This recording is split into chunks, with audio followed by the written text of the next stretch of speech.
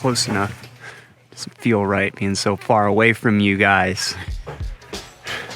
Today we're working on something a little different. We got some wreckage from the Titanic that we need to strip down and paint. Check it out. I've been tasked with painting this engine bay. However, there's a lot of spots all over the place where there's just rust bubbling up, and I'll be damned if we're gonna take a wire brush and try to strip down this whole thing by hand. So we had something chilling for just the occasion. Yeah, see how rusty that can is? This is that good. This is that old shit. This is that good with the methylene chloride in it.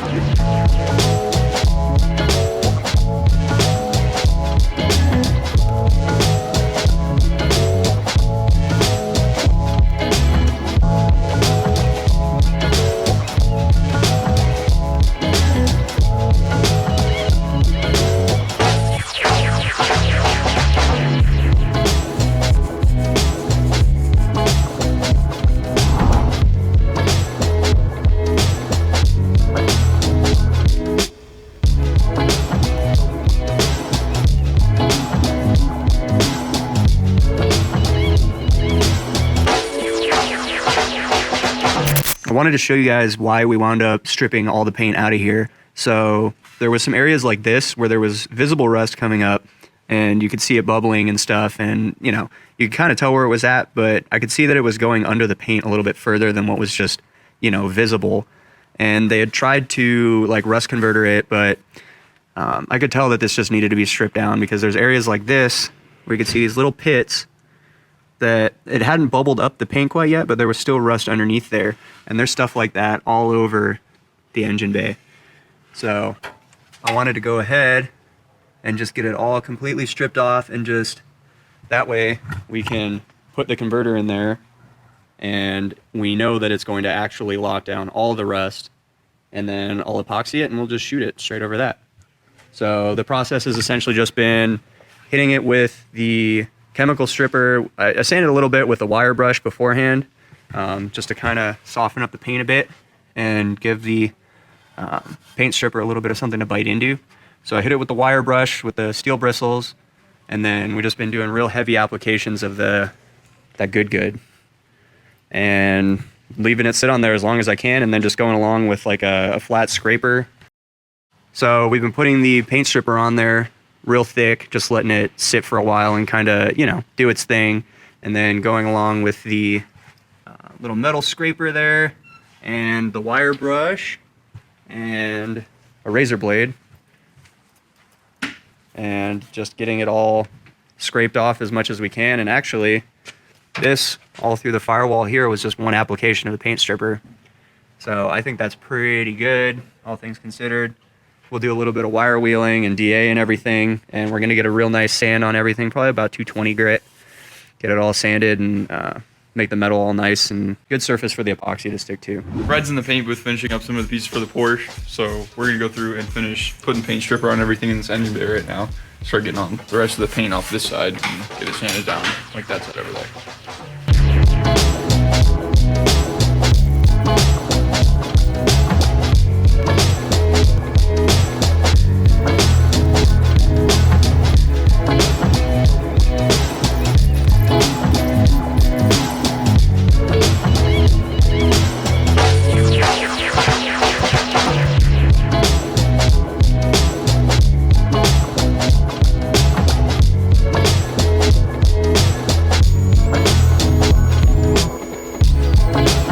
After we got everything sanded real good and all abraded, and we got everything just completely stripped down, I went ahead and gave this a quick pressure washing just to be sure that we got all the stripper and everything out of all the nooks and crannies, and it was all neutralized, and we didn't have to worry about little chunks of paint stripper hiding in a nook or underneath that battery tray or anything.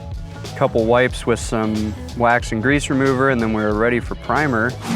The weapon of choice for this one was the little Iwata LPH 80. This thing's, it's just a badass gun, man. I use this thing all the time for a variety of things, but it lays down this epoxy really nice and smooth, and it was able to just kind of get me that real kind of delicate finesse to get the material down in all the grooves and edges and corners and everything.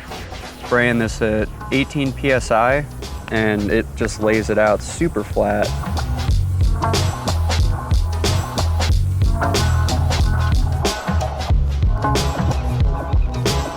Two coats of epoxy, so we're straight onto the base coat the next day after letting it sit for about 13 hours. The gun that I chose for the base coat was the Iwata LPH 400, just because it's got a really nice delicate fan and operates at a really low pressure, so it keeps the overspray down. I believe I shot the base in this at around 14, 15 PSI, and I just wanted to be sure I wasn't getting a bunch of sand piling and nasty dry overspray in the base everywhere, especially being a metallic. It worked out really well.